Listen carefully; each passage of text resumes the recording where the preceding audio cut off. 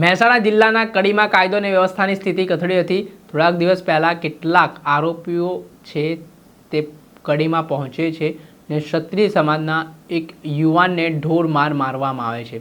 એટલી હદે માર મારવામાં આવે છે કે આ યુવકના પગે ફ્રેક્ચર થઈ ગયો ને આને લઈને હવે ક્ષત્રિય સમાજના લોકો મેદાને આવ્યા છે ને આમાં જે રીતે સ્થાનિક પોલીસની કામગીરી હોવી જોઈએ તે કામગીરી જોવા ન મળતા હવે ક્ષત્રિય સમાજના આગેવાનોએ અસંતુષ્ટ વ્યક્ત કર્યું છે ને તેમણે આજે કલેક્ટર કચેરીએ આવેદનપત્ર પાઠવવા માટેનો કોલ આપ્યો છે। ત્યારે શું મામલો હતો વિગતે વાત કરીએ। વૈષ્ણવજન તો તેને કહીએ જે પીડ પરાઈ જાનાને રે। દર્શક મિત્રો, નવજીવન ન્યૂઝમાં આપનું સ્વાગત છે। હું છું ફૈઝાન। ફરી એકવાર ક્ષત્રિય ઠાકોર સમાજ મેદાને આવ્યું છે। થોડાક સમય પહેલાં ઝીલિયામાં બબાલ થઈ હતી, જેમાં ક્ષત્રિય ઠાકોર સમાજના યુવકોને પોલીસે પકડ્યા, ત્યારબાદ તેમને જાહેરમાં તાંટિયાતોડ સર્વિસ કરવામાં આવી।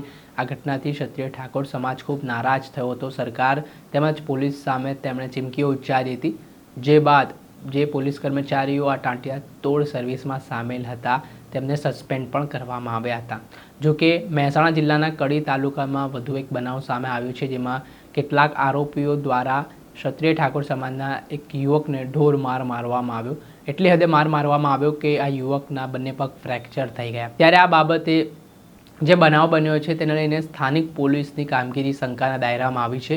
જેવા આક્ષેપો છે કે આ યુવાને લગાવ્યા છે કે પોલીસે કોઈ યોગ્ય કાર્યવાહી નથી કરી રહી ને આના સંદર્ભમાં આજે ક્ષત્રિય ઠાકોર સમાજના લોકોએ ફરી એકવાર આંદોલનના મંડાણ કર્યા છે।